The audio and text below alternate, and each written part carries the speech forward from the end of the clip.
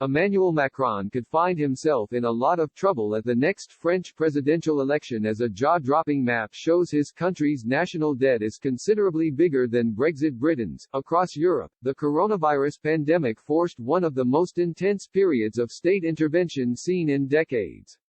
France was one of the countries best prepared to act, given its long history of economic state intervention and the strong ties between bureaucracy and industry. However, the country's national debt is now expected to reach unprecedented levels this year. A jaw-dropping map put together by the International Monetary Fund (IMF) shows that as of 2021, French government debt reached an equivalent of 118.6% of French GDP. Economists have warned this number is expected to get worse, reaching 120% by the end of the year. The IMF figures reveal France's debt is also running behind Brexit Britain's, which stands at 111.5%.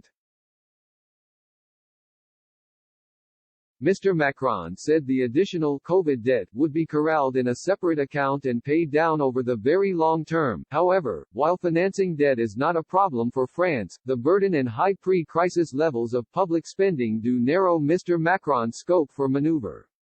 European affairs journalist Paul Taylor wrote in his piece for Politico, "Whatever path he chooses will be the result of difficult economic choices.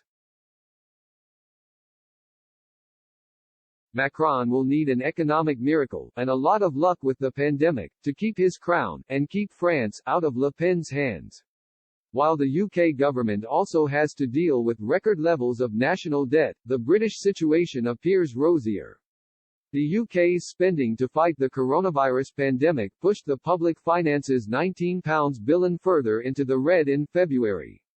With the third lockdown in its second month, the Office for National Statistics (ONS) said public sector borrowing was £19.10 billion in February, £17.60 billion more than in the same month last year, and the highest February borrowing since monthly records began in 1993.